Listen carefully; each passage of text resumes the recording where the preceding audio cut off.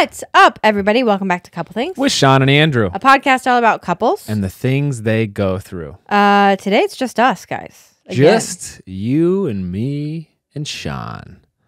Just us hanging out. You, me, and Shawn? You, me, and Shawn. Am I saying that right? You know what's weird? You mean them? Them, us, and Shawn. Huh? Us and you all. Listen. There you go. You know what I just realized now What? that we're 215 episodes in? What? I've started every single podcast episode with a wave.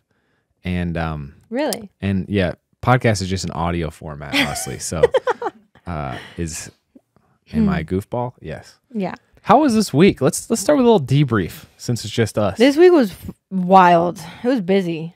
We had a bunch of work. We took a day trip to Des Moines, Iowa for the Character Counts event. Something we've been trying to go to for 9 years. Yeah. Ever since we got married. Yeah. It's an organization that you actually passed a bill with them or something. Didn't you go to Washington, D.C.? Is this right? Not with them. Whoops. But it's okay. I did do that. Okay. Which is really cool. What'd you do? Tell us more. It was called the Fitness for Life Act. My bad. And it was this program that was developed in Iowa at the time that I helped pass. And it was this concept of like, you know when you go into PE class and you start getting grades? And a lot of it is based off of standardized testing that's universal. And it can very quickly or easily like discourage less fit individuals from wanting to partake. It's intimidating. Yeah. So there's this program that was started in Iowa where in physical education class, you would put on a heart rate monitor and each person based off of, I think like a testing was given their own heart rate to reach each day. Wow. And if you reached that, you got your A. Y'all were doing Orange Theory before Orange Theory was around. Huh? Yeah, it was cool. But it was like really cool because they didn't have to do standardized tests anymore. They didn't have to do like, you have to do 5 pull-ups. It was like whoever was able to reach their target heart rate for the 15 minutes or whatever was given their completion or A for their class. That's great. Which I really liked. You've been doing a lot of good stuff for a long time. Anyways, we went to Character Counts. That was a quick there and back. We love Des Moines. Yeah. Then Shawn has a fun new weekend routine. Go to the farmer's market every Saturday. Yeah. I load up on some sourdough, some pasta, some meatballs. It's delicious. Eggs, produce. It's the best. We do pasta Saturdays. Yep. Do that. And we went to a Sundays, birthday party for 4 hours. Yeah. Kid's birthday party, which was wild. It was a good weekend. Sunday went to a lake house. Went fishing with the kids for like the first time. It was a blast. I also tried to clean my first fish. Is that Yes.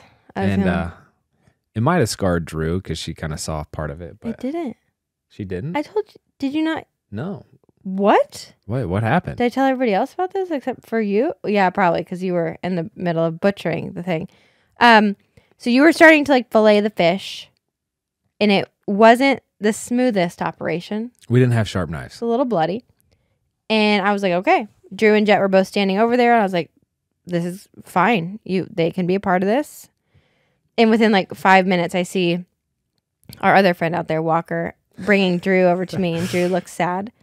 And in my head, I'm like, okay, here we go. Let's buckle up as a mom right now. And she comes over and she's like, Mommy, that makes me sad. And she like couldn't put words as to why. And she ended up asking like, why are they killing the fish? And I was like, removed emotion. And I was like, baby, God made fish for us to eat. And we kind of had this conversation for 5 or 10 minutes. And at the end of it, she had started like going on to different topics. So I didn't want to like harp on it. And I was like, okay, do you want to go inside with Mommy or do you want to go back out with Daddy? And she looks at me and she goes, I want to go back out with Daddy. I was like, wow, great. Really? Great, baby. Just for a little background, I did not grow up hunting or fishing, but now that I have kids, I'm like, I want to make sure that I know how to teach them to be self-sufficient to a certain degree.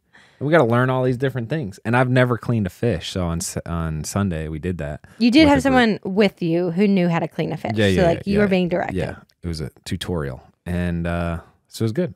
I don't know if I really have an itching to do it again anytime soon, but now I know how. I was impressed. Jet was all into It it. was a catfish. We caught the catfish, brought it in, and we ate it. We ate it. It's great. Anyway, where were we? Today's episode is all about how our marriage is doing with 3 kids. Last week, we talked about we're in counseling. Yes. A lot of interest and questions around that. So we thought we'd just kind of unpack everything that's been affected with the 3rd kid. So you want to start with the studies? Yeah. So we pulled some stats for you guys. And it says that there are studies done by divorce lawyers that say the years 5 to 8 in a marriage are like on average the hardest. We made it. We made it's it. Smooth sailing, man. Cruise control. The reasons why the 5 to 8 year phase represents some of the hardest years of marriage are because small children need a lot of care and attention. And usually it's within the 5 to 8 year mark that you have small children. It can be hard to juggle between housework and a job. Yeah. You can grow. Well, I was just going to say, I definitely feel like there's, you got bottles, and then even doing the dishes, you have to deconstruct all the bottles with the straws and the caps and the lids and the things.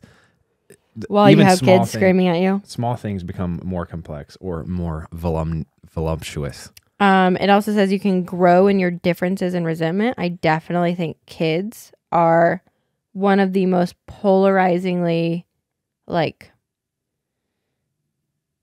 brings out people's styles. We've talked about this with friends, with our friend group, but even within a marriage, it's like, oh, I thought we were going to do it this way. Oh, no. We're going to sleep train them? No, let's just do it more casually. Oh, you're going to put them in cloth diapers? No, let's use whatever. It's when a million different things. Dating, you don't think to talk through how you're going to raise children and the small nuances of things, and that comes out. I mean, it's really hard to. But the important thing in dating is just making sure that the broad important things, the values are there. Next, the 4th reason that 5 to 8 years of marriage is hard is that the 7-year itch can kick in. What is that? I actually hate that this is considered, that people talk about this so much, because it gives you a complex of what's going to happen in year 7, or you're in the 7th year and you're like, am I supposed to not like this? 7-year itch is a popular belief, sometimes quoted as having a psychological backing, that happiness in a marriage or long-term romantic relationship declines after around 7 years. Declines. It specifically says declines, which I think it could go one of two ways. I think you either choose around that time that it's like, man, we're in this thing. Yeah, and you're like, I freaking love this person. Yeah, interesting. All right, you read the last and 5th. Many couples, despite getting fully accustomed to each other, start feeling as though they don't know each other anymore around this time. Also probably because of kids. Yeah. It does consume a lot of time. It says... Keep going. I keep interrupting you. I'm so sorry. No, go. Statistics suggest that the average national length of an American marriage is 8.2 years. Really? What do we have? 2 more months? Hit average? Why am I talking weird today? You're not. To hit average? That's from the CDC. Okay, but the good news is that marriage rates are going up and divorce rates are going down. In 2022, the divorce rate was 2.4 divorces per 1,000 people, and it continues on a downward trend. The rate of divorces in 2000 was 4 per 1,000, which means that the current rate is a big decline from 2 decades earlier. But I'm curious, are more people getting married? Is the divorce rate declining because less people are getting married? You want to talk while I look this up? I thought we could just edit out. Oh, no. The U.S. marriage rate increased 12% in 2022. So that's great. To 16.7 women per 1,000, up from 14.9 per 1,000 in 2021. Interesting. I think marriage is amazing. I do too. And I think more people should do it. I feel like those statistics do surprise me because our social, media platforms like to paint it as such a big like not good picture. Marriage? Yeah, they're always the only stories like media outlets want to cover about relationships are divorce and drama and controversy. And you're saying that's just a strategy on their part? Yeah, it's just clickbait that they want. Yeah, people do love negative news. Okay, now that we have an idea of this phase of life, broadly speaking, let's reflect on our own marriage. So, question for you is, how would you sum up the last few months since our third child was born? Like a really crazy roller coaster. Okay, say more. Big highs, big lows.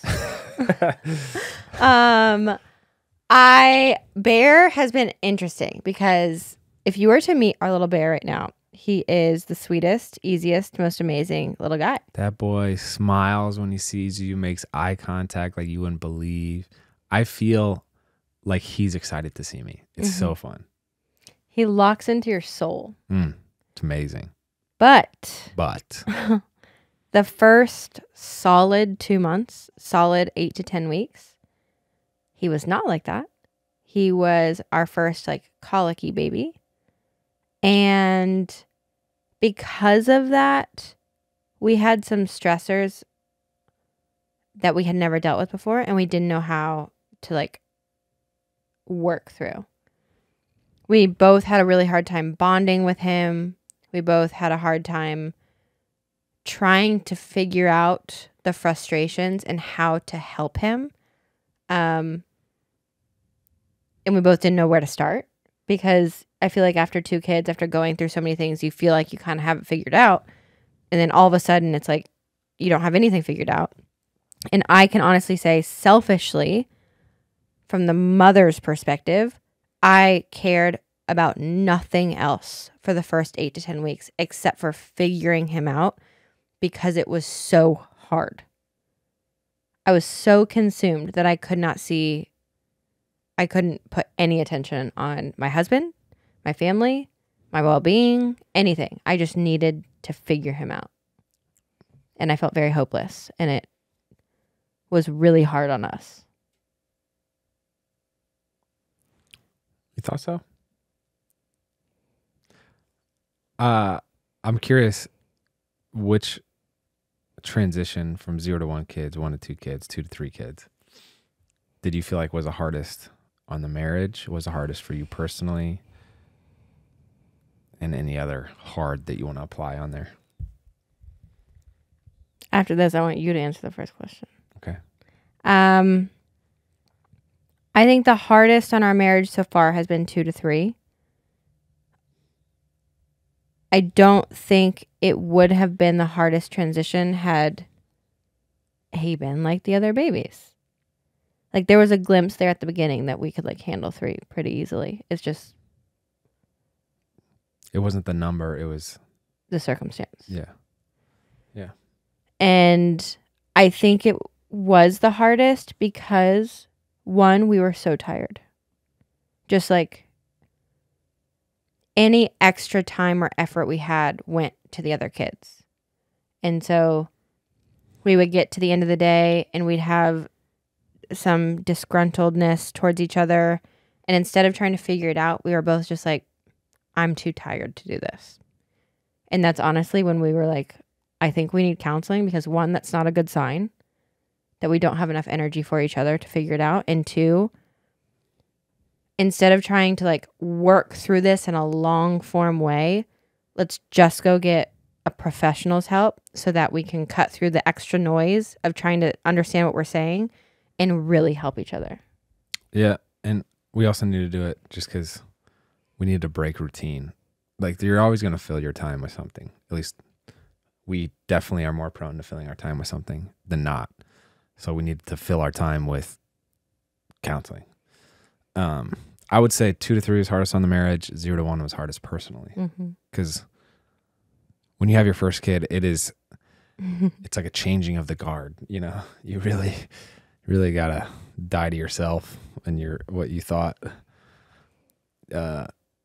life look like or priorities look like. But you want me to sum up the last few months since Bear was born from my end? Yeah. How would you say? Confusing in a word. Confusing.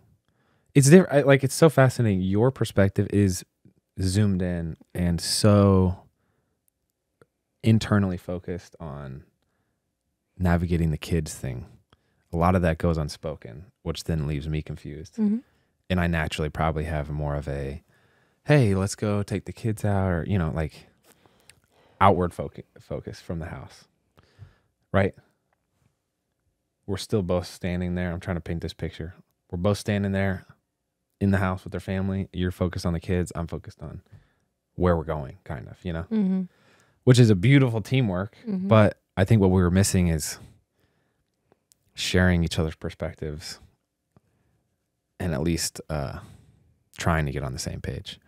So that was confusing. How did you feel in the first 8 weeks when we were going through the colicky phase?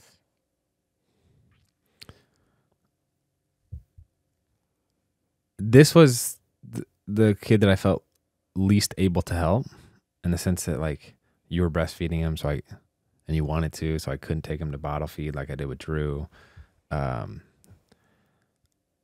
You needed help, clearly. I wanted to give help,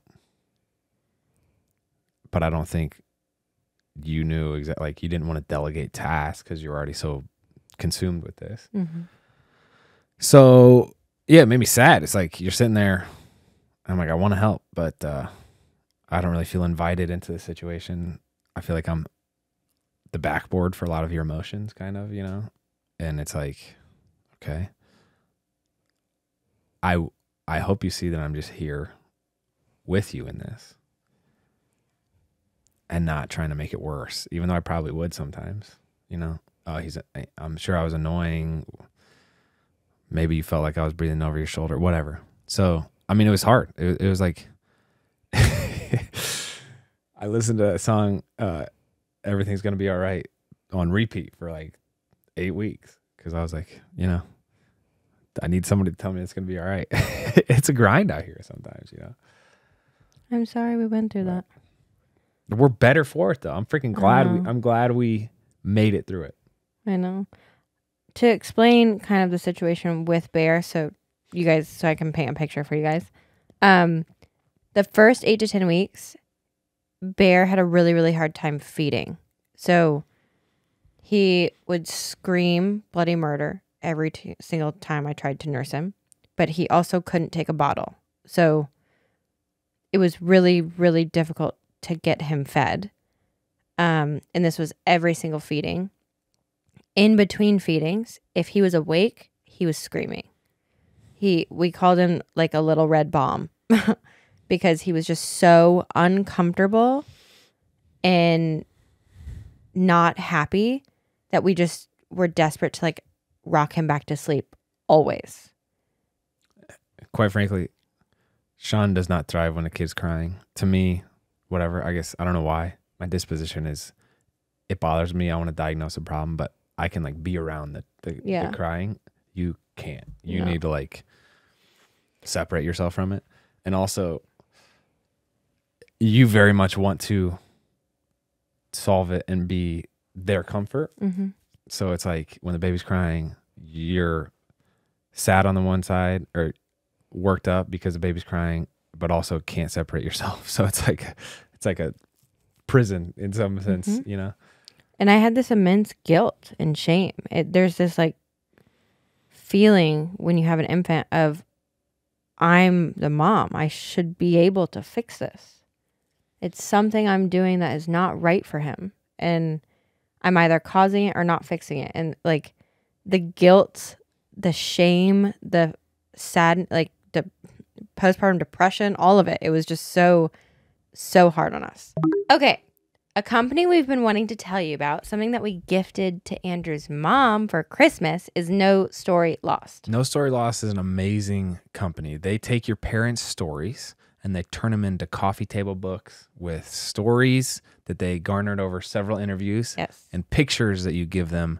And it's a beautiful, beautiful book that to me is really special because some of these stories I had not heard. about from my mom. And she captured her stories and her stories about her and my dad. It's so special. It's truly like a white glove service. We were blown away and impressed with the detail that goes into it. So based on the package that you get, it tells you how in-depth you want to go or how large your story is. You can do a couple of like 4-hour interviews. You can do multiple. You can do it over the course of weeks or months and truly get into intricate details that you can keep for a lifetime. That's right. We found this company ourselves. My mom is a full paying client and we tried it out. We loved it so much that we wanted to share with you all this company. We've tried a bunch of these different like $99 ones where the storybook writes themselves, but this is a really intentional like sit down interview process. You get access to the recordings. They have really thought out questions that are really special. And I've heard sides of my mom that I'd not heard before. A lot of the competing products can take up to a year to get kind of the finalized result. This one you can get in as little as 3 months. It is still a process that you have to invest time and effort into, but the product is so timeless and so amazing. It's something you want to have in your home forever. And honestly, I'm constantly reminded about how you never know how much time you have left. So you might as well both reflect on the time you've had and capture that as well as possible and live in the moment as well as possible too. So we do have a code for you guys. You can use code EAST at checkout and you'll receive 2 extra free copies of your book and a free upgrade from your phone interviews to video interviews. This is a total value of $350. Go to nostorylost.com and use code EAST at checkout. Again, that's nostorylost.com, code EAST at checkout. Honestly, some of these coffee table books that you buy, I know. like that ain't cheap. This is great, guys. Anyway. Get it for a gift. It's amazing. Fast forward around the 10-week mark, we actually found out he had a tongue tie. That it wasn't like super severe, but so like it didn't get diagnosed in the hospital or anything, but we got that fixed and he became a new kid. Yeah, was able to take a bottle, was able to eat better and more efficiently. Smiled for the first time. If you don't have kids, this is so hard to understand. But like all a baby's supposed to do is like eat and go to the bathroom and sleep. And our kid wasn't eating. He couldn't open his mouth wide enough to essentially, and he also didn't really understand the sucking motion. Yeah. So anyway, and just for the record too, I don't, and never have felt that you should be able to fix something. You know what I'm saying? Like that guilt, I hope is not rooted in me at all. Never. It's not. It's my perfectionist mentality. And it's also, I think, just a predisposed thing that maybe women and mothers have. When you have a baby, it's like, I should be able to. To the ends of time, mothers have been taking care of their babies. I should be able to take care of this guy. And all this to say, within those first 8 to 10 weeks, it kind of took us to some low places towards each other, which I think originated from me being so self-consumed of like my inabilities, basically, that I just kind of wreaked havoc on all of us. I don't really. You're using big words that I don't feel. I will say, if Shawn and I do a pretty good job at regulating our emotions. So like even when we get worked up, I think we're able to have awareness around that usually. But the volatility of our emotions and thus arguments definitely was greater than normal. Which, then you're already stressed because a kid, and then you're stressed because the emotions are so big. It kind of compounds. It's a really fast, and it can snowball. An interesting effect. But I'm proud, like your idea that you should be able to do it. What you should do is just keep showing up the next day. And that's kind of the key to marriage and parenting. The whole thing is like, hey, this will be figured out. Like we say with the pacifiers with the kids, they're not going to go to college. It will be figured out. Yeah. So don't get caught up in the now and lose sight of like, hey, if I just show up the next day, this will get figured out. Show up the next day, we'll still be married. Show up the next day, X, Y, Z. And it's not what you're going through, it's how you respond. How many times did you hear that as an athlete? It's like, it's not what happens to you, it's how you respond. And that's kind of the beautiful thing about all these difficulties, where it's like you find something out about yourself, dude. People talk about it with working out. It's like, oh, I like to do hard things. Ice baths, do hard things. Freaking have a kid. See how you respond when you haven't gotten a lot of sleep, when your wife's struggling, when you don't know how to help your wife and she's struggling, when you got kids that you're trying to also be there and present for. See how you respond. That's freaking hard. That's hard. Anyway, that's how I feel. Baby. What are you apologizing for? No, it wasn't easy. Don't be all sad and mopey now. I ain't gonna help nothing, girl. You gotta freaking. I will say, I want to add one thing, because I feel like I even have friends who are going through this right now. There was a period of time, and this was around the time that we both had said, like, let's go see a counselor. Let's have someone help us through this. Every day, I was so absorbed with Bear, trying to help him and fix him. I was taking him to every type of doctor, everything. I was doing everything. Lactation consultants, chiropractors, dentists, pediatricians, and everything in between. I was trying to find any type of solution. And I distinctly remember one day, Drew and Jet are like crying and sad because they want mommy. We had gotten in an argument. And I remember driving to one of these appointments thinking, and this is extreme, but it'll paint a picture for you as to where my mind was at the time. I was like, am I going to lose my husband and my 2 big kids because of Bear right now? Because of my obsession of trying to fix him. Like, am I trying to change this baby to become something different than maybe what we've been given? It was a lot. I was in a dark place. I am proud and appreciative of all the effort you put in. You do have a tendency to catastrophize a little bit. And then that just like, you know, you being sad now, it's like, don't you have to do that? You don't have to think about, what if I lose my husband? Freaking let me speak for myself. I'm a grown man. I'll let you know, like, yo, this needs to be addressed. You know what's funny is my counselor said that exactly. I am working on it. I have this issue of feeling like I need to perform so perfectly for my family, and every misstep I make is so detrimental that I need to work 100 times harder to like make up for it. And I like keep a record of myself of like, oh, I came up short last week. I still need to earn that back. And it's wrong, and I'm working through it. All that to say, there was nothing. I also don't like that I said fix the baby. It was like, I was just in a dark spot. We'll probably do an episode on postpartum depression. I think I probably had that. When we're ready.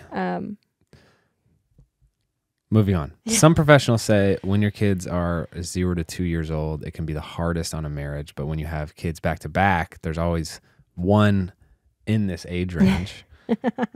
Do we feel like we felt the effect of this? Yeah. Yeah. Dude, yeah. We've sat down with people who have kids older than us, and like, you're definitely in the hardest phase, which is really kind of nice to hear. Changing diapers, freaking making pot. They can't get their own food. It's also the most beautiful phase, though. No, I appreciate that, because I'm over here griping and grumbling. No. It's the best. It's both. It's hard because, like, you have these little babies who are so dependent on you every second of every day. And there is no break there. But yet you have these beautiful babies who look at you and smile, and you see them grow and like evolve and become their own little humans, and it's so cool. But yes.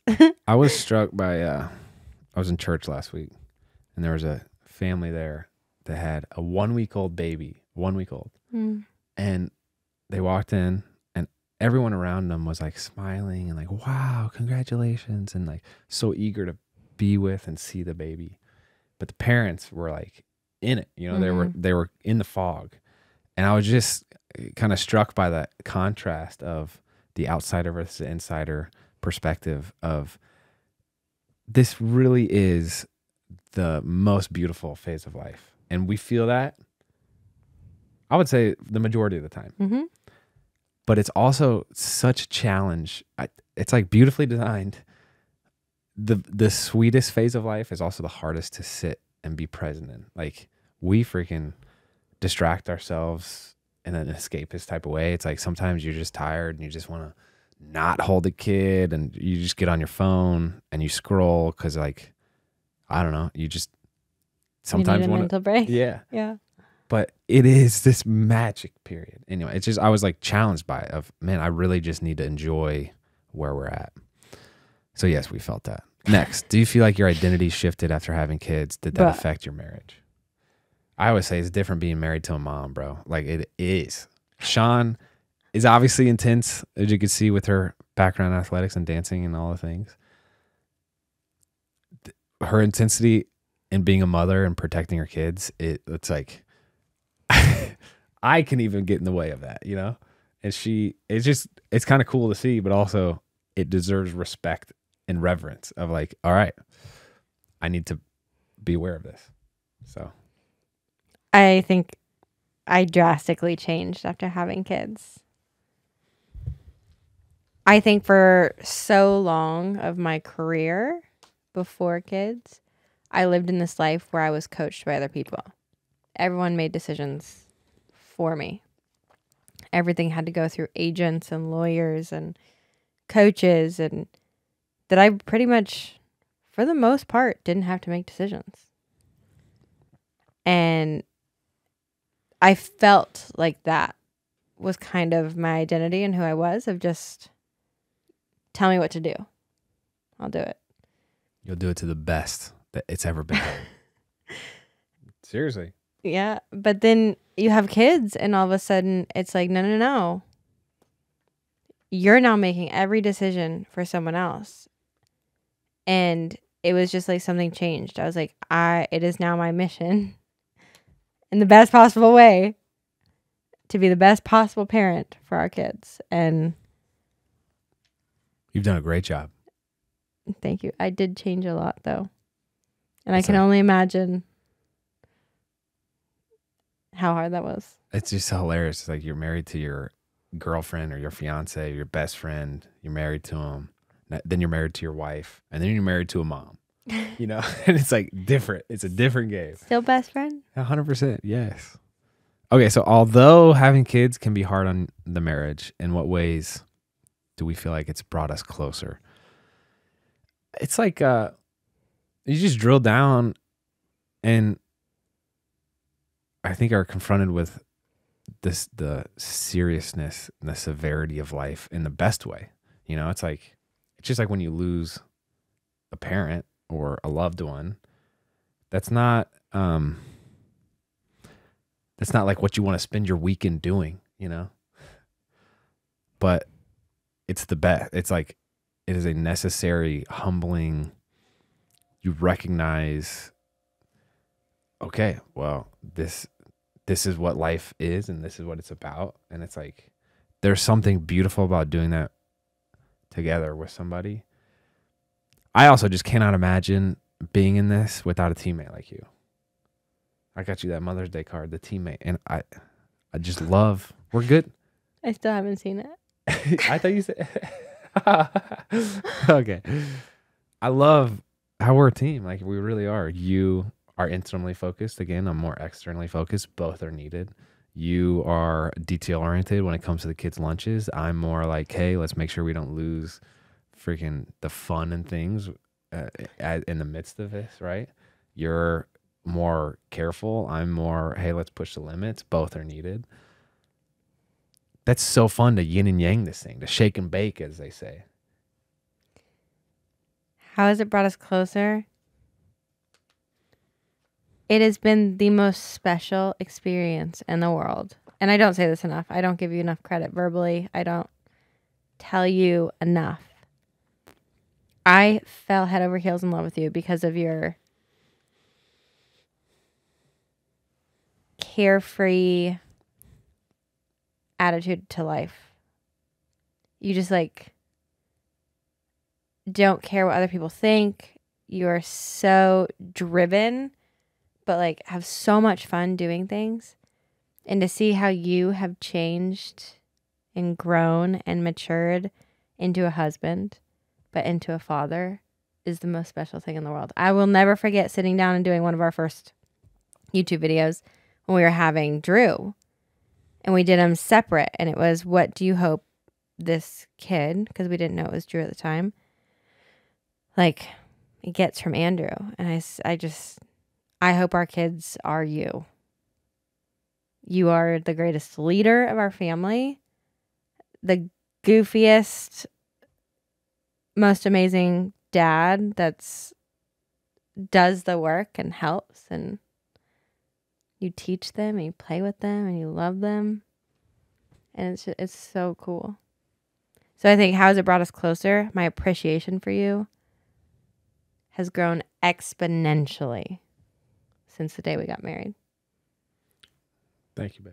I appreciate that. I feel fulfilled.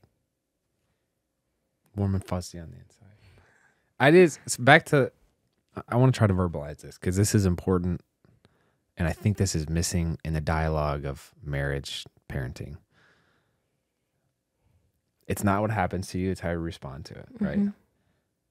To be with somebody and to know them and how kind of they respond to situations. Mm-hmm. And then to go hand in hand and help them respond to things in a different, maybe more gentle, gracious manner, to like help them in that process and responding to things better. And then to see them respond to really difficult things really well. That's like, you're building something at that point. Mm-hmm. That is like, not that it's not like progress. That's not the right term, but it's finesse. It's like sanctification. It's freaking, it's cool. Mm-hmm. It's cool. I also think something we've talked about before, in what ways do we feel like having 3 kids or having kids in general has brought us closer? We've talked about this with marriage a lot. The harder the road, the harder the journey, the more obstacles you overcome, the greater the love. The greater the opportunity. Yeah. Right. If you work for it. It's like, the more you go through together, the deeper your love grows, potentially. And it's incredible. Yeah. All right. So that was marriage reflections. Let's talk about intimacy. Shawn, you've been open about how there's a weird shift postpartum where you don't feel like yourself and it's hard to get back in the swing of things. What helps you feel more like yourself? Time. There is this, me and a girlfriend were having this conversation the other day of, as a mom, going through the phase of life of having kids is a little bit interesting in the sense of, you lose yourself. You lose the hobby side of yourself, the fun side of yourself for a while, where people are like, what are your hobbies? And it's like, there's no chance I could even answer that. I don't have that bandwidth.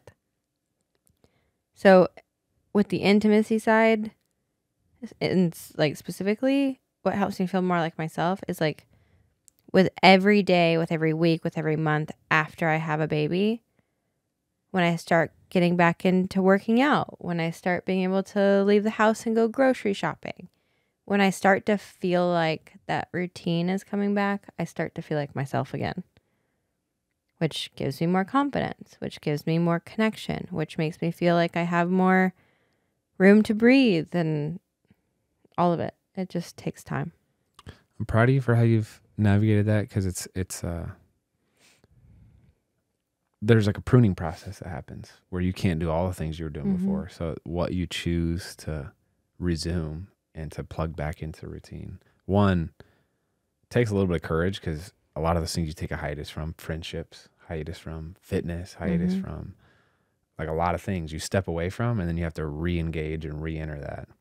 That's not easy. But two, just being diligent and choosing what those things are, because you can't have it all. So it's cool to see like what you've constructed and pieced together back. So you've done a good job. How do we find other ways to be intimate with each other aside from physical intimacy? Bev time, gratitude journal, Devotionals, coffee in the morning. Shared friendships. I was thinking about this. What is my definition of friendships? And to me, it's like friends are people who are in similar phase of life with us, have kids, and we could spend time together all as a family. Mm-hmm. That to me is like an intimacy where, even if Shawn and I are having a hard day and we have our Friday night hangout with the Hopkins or the Sunday night grill sesh, she'll see me laugh, and then we can maybe start to poke fun at each other or start to giggle like that. It kind of, that makes me feel closer to you when I see you interact with other people. And it's like, oh yeah, it's like a reminder that those sides of me are there, those sides of you are there. Because sometimes I can feel lost. You get to like,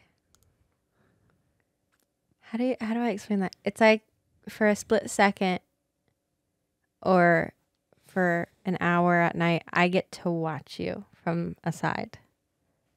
Like interacting with your friends, and it's like a chance to see you again the way that I saw you dating, or where you're not talking to me, you're talking to someone else. I get to like admire you. Intimate's a weird word for that, but I do feel that like close. I feel closer to you. Yeah. Anyway, Andrew, as a husband, how do you pursue your wife when I'm in the postpartum days? I think this also responds to the last question, which is ways to be intimate. There were evenings where we would not exchange many words because we were going to get in an argument probably. And we would just sit there and I would try to give you a back scratch. You would pump. We would just be together. Again, there were also evenings where we'd turn on the TV to distract ourselves, but I think where I felt like we were getting closer together was when we would just not be distracted, not try to escape, and just sit.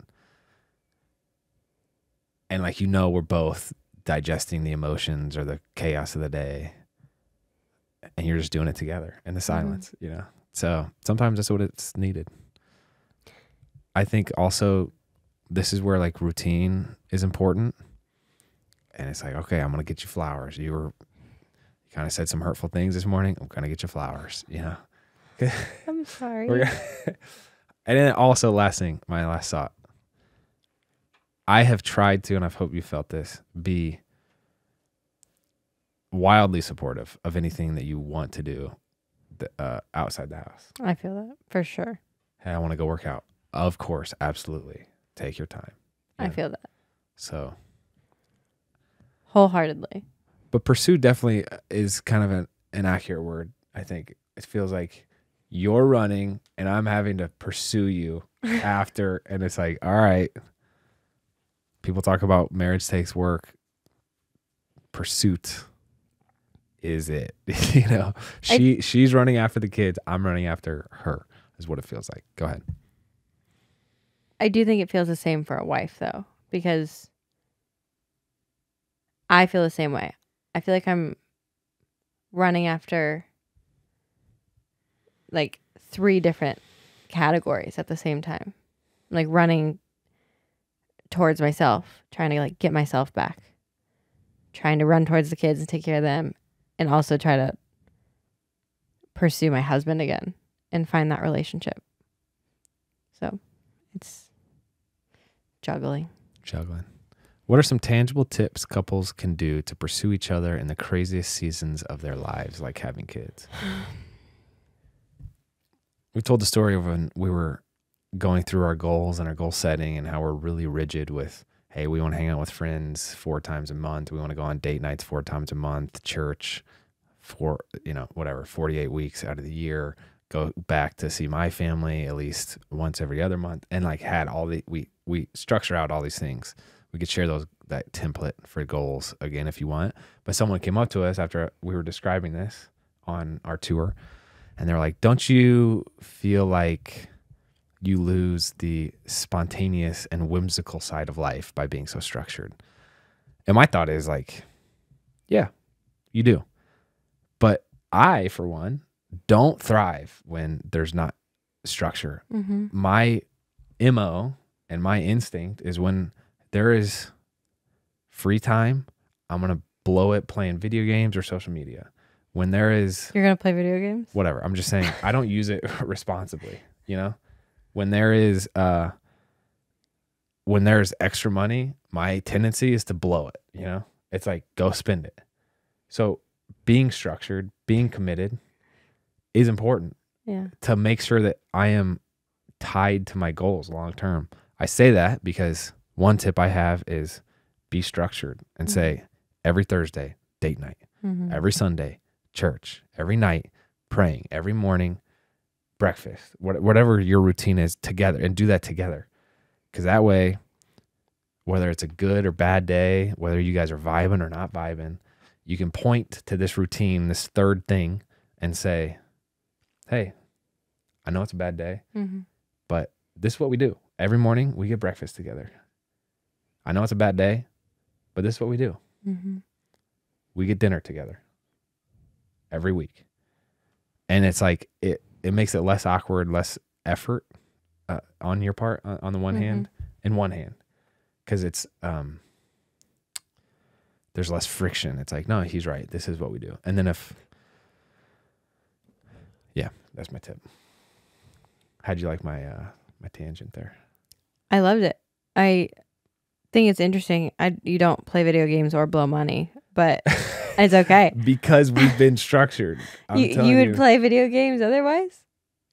I freaking love PUBG.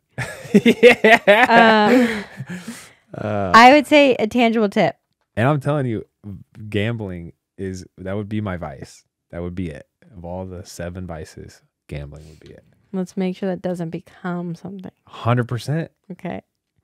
Let's rein that back. I'm just telling you. I would say wake up in the morning, and each of you, I think it can be the same exact thing every single day, but start the day doing something for the other person. Like we make coffee for each other. And it's a really good way to set yourself up for success that day, whether it goes successfully or not. There's been plenty of times for us that it hasn't. I feel like this might have to be a 2-parter. We're have like 30 minutes in. Oh, really? Yeah. Oh. Do you want to make it a 2-parter? No. Okay. Let's move from intimacy to conflict. With 3 kids or kids in general, do you feel a higher amount of conflict in your marriage? Do you feel like you ever had conflict before kids? Yes, we definitely had conflict before kids. Yeah.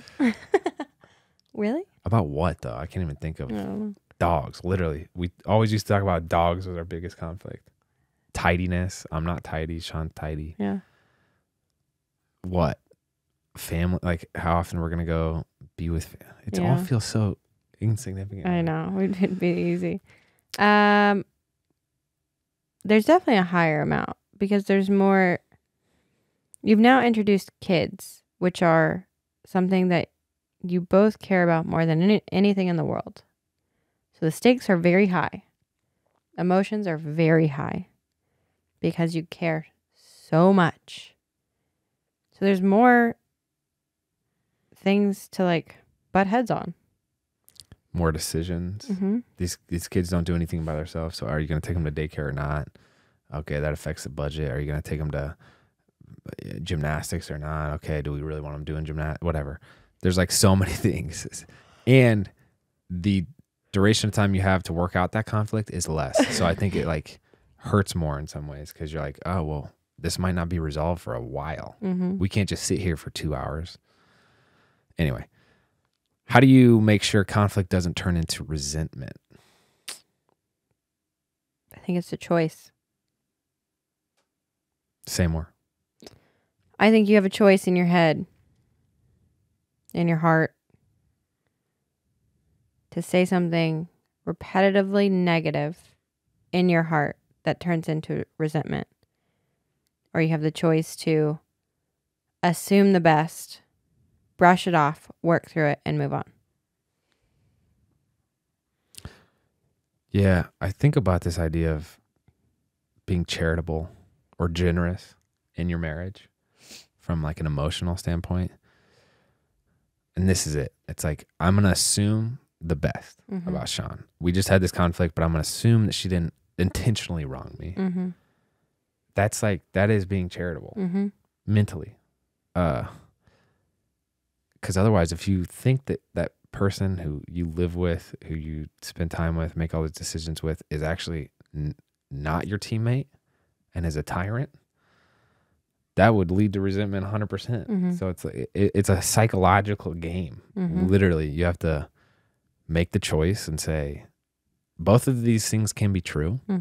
Which one will I choose to be my reality? This is where like faith has really hit me, where it's like, hey, it could go either way, you know? There is no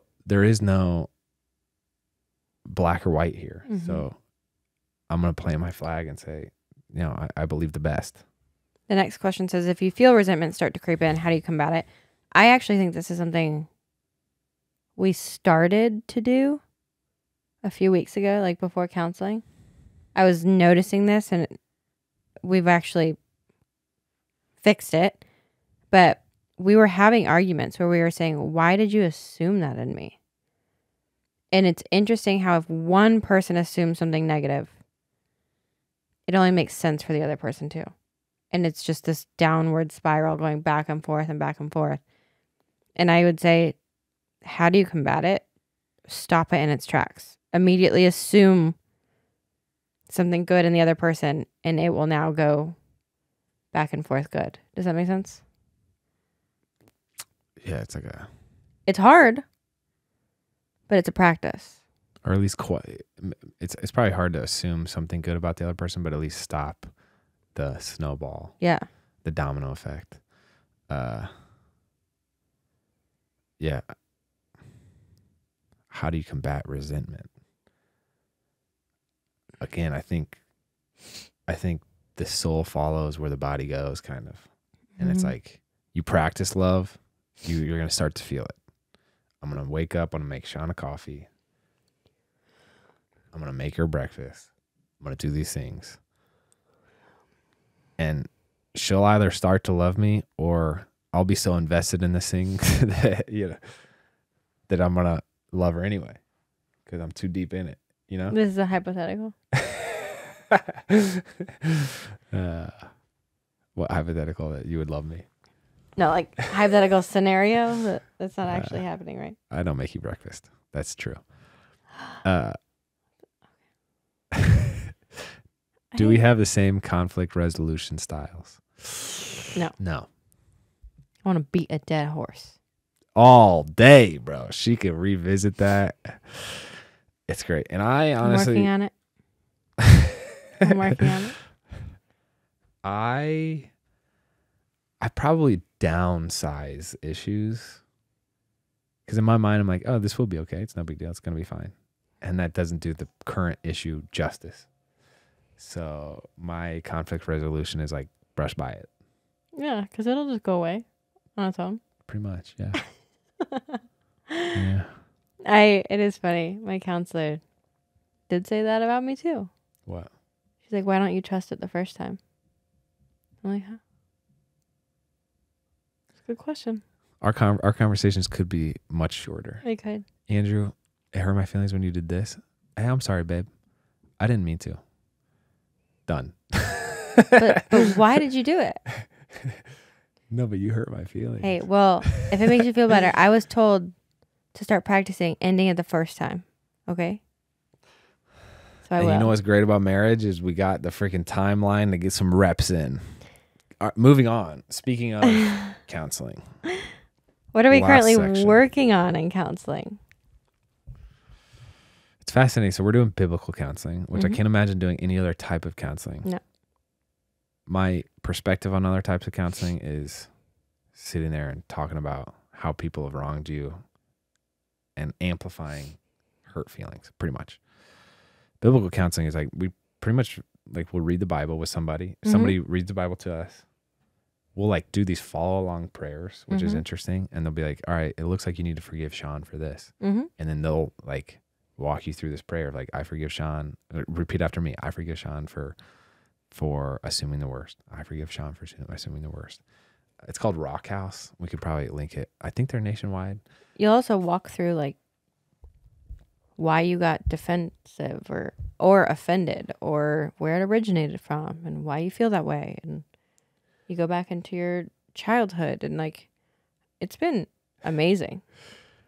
And by the way, Shawn and I have done kind of a lot of work in this area too. We've talked about therapy programs. We've talked about this 3-day workshop we did, like, and we still have so much work to do. But what I think is really important that I've grown an appreciation for is like the fact that this is biblical counseling. When you think about psychology or emotions, it's so ambiguous and intangible, right? I have justification for feeling hurt, but I also have justification for feeling honored in any given situation. You know, the fact that it's founded on something, much less something that's been, true for eternity, like the Bible, makes it, gives it a strong foundation and gives it scaffolding, almost like a structure. And it also gives it an endpoint. Whereas otherwise you're kind of just treading water, I feel like. So it's been fantastic. I also think in our counseling, what's fascinating about how it works is like we don't meet together. I'd say we're both working very hard on ourselves in counseling with the sole mission of like honoring each other as best as we possibly can. Yeah. Like the more I can work on myself, the better of a spouse I can be to Andrew. It's pretty good stuff. Which I've loved. We're becoming better teammates for each other. Yes, forgiveness is what we're currently working on. I think identifying kind of our operating system. This does kind of touch on values and what your value system is. I don't value cleanliness. You do, right? I value adventure and learning, which can which can show itself as like, oh yeah, hey, let's go ride the bike. I know you're 2 years old, but we're gonna crash and we're gonna learn. And you're maybe more, you value, I don't know what it would be, health, right? Oh, I don't want them to get scratched up. Whatever that antithesis of that would be. So you kind of work through all this and it reveals itself and diagnose it. It reveals itself as you talk about specific situations. Next, has your counselor offered any helpful advice or a new way of thinking of things that you could share? A million things.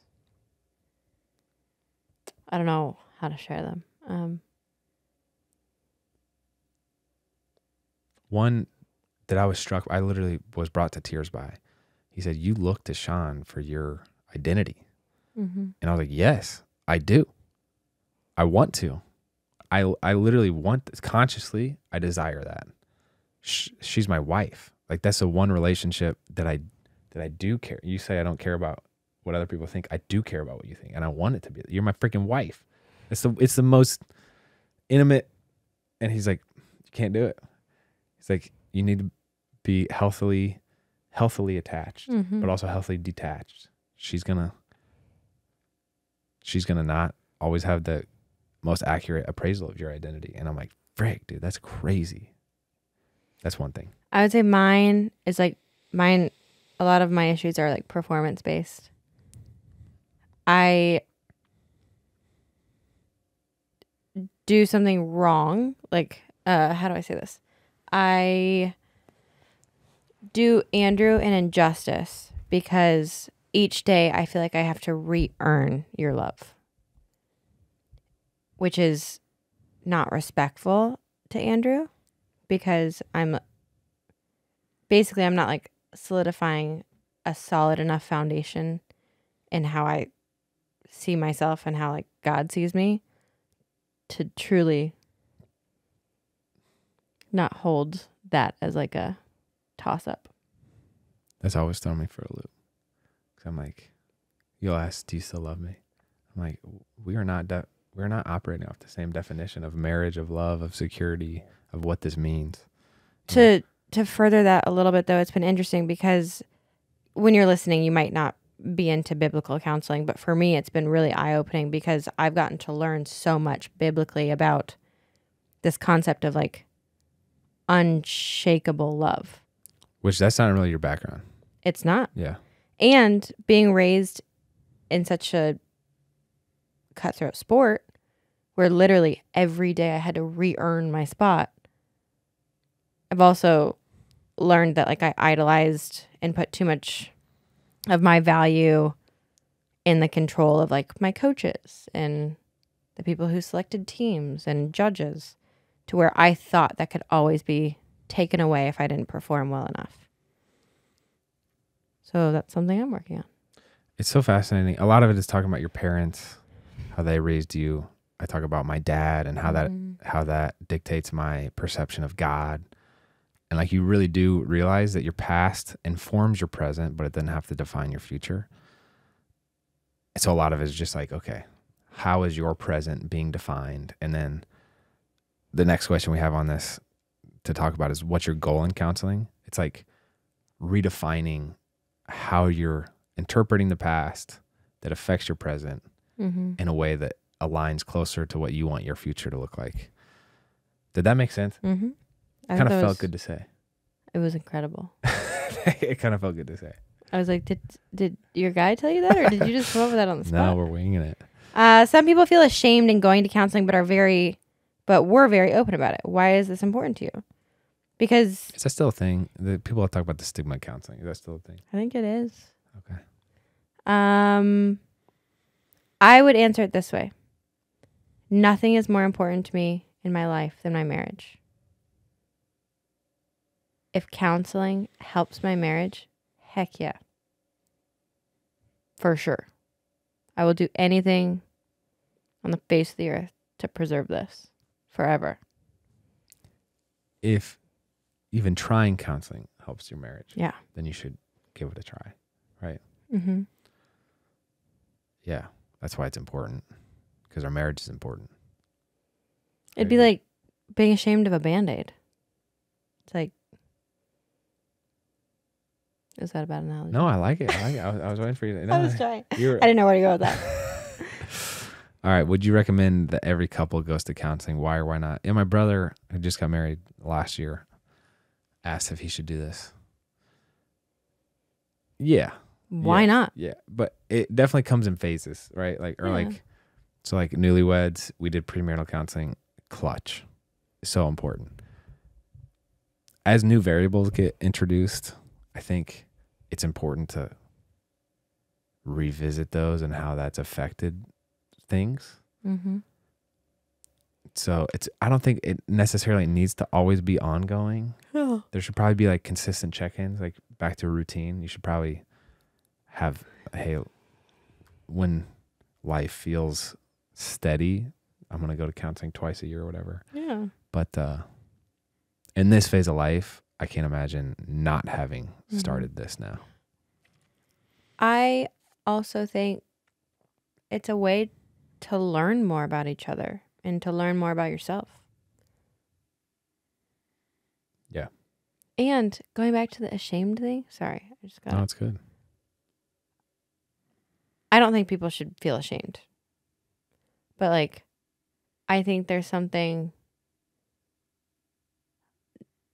not as good about like not going to counseling to save your marriage. I think that's a really great thing that you should be like proud of. Mm-hmm. People should be like applauding you. Be like, that's amazing. That's really good. I'd rather you not struggle in silence and get yourself to a point that you can't come back from. I was thinking with counseling and then with my men's group, your women's group, like it's so important because you talk about things and then like our counselor will share stories or my men's group will share stories. And in some ways you realize how good you have it. Yeah. You thought you had it bad, but now you realize how good you have it based off what you're hearing other people. And then in other ways, you are identified like, oh, how bad you have it in some senses, but like you feel like you have a forum to talk about it, right? I don't feel like I've. I love it when you do that face. No, you mostly realize how good you have it, and it's like, oh, this other stuff doesn't matter. You have it bad? No, I know. Okay, so listen. If you're listening and you have kids, I know it can be difficult. Having kids can be difficult. Going to counseling can be difficult. Just remind yourself and each other that you're in the best part of life. These are the best days of your life. How can you have that perspective day in and day out? If counseling helps, go check it out. And you could start by Googling biblical marriage counselor and see what pops up around you. I think that's what we did. Yeah. But yeah, that's how 3 kids have affected our marriage. Yeah. Just an hour debrief. Venting session. Thank you all for listening. As always, we're going to be posting a video on our main YouTube channel about some changes that are happening around here. It's going to be a fun couple months. There's also a lot changing around here. So personally, family-wise, video-wise, what to expect. So stay tuned for that. If you listen this far and you haven't yet, please press the... No, I'm not going to beg. I'll just say it like this. When you subscribe and when you hit the like button, it does help the show. So whether you're listening on Apple Podcasts, Spotify, YouTube, just know that when you do that, it helps. If you like this conversation, if you thought there was something good here, just consider that. So we've been loving doing more solo episodes, just Shawn and I. We'd love to hear from you what topics we should cover next. And we'll see you next time. That's all we got. I'm Shawn. And I'm Andrew. We're the East fam.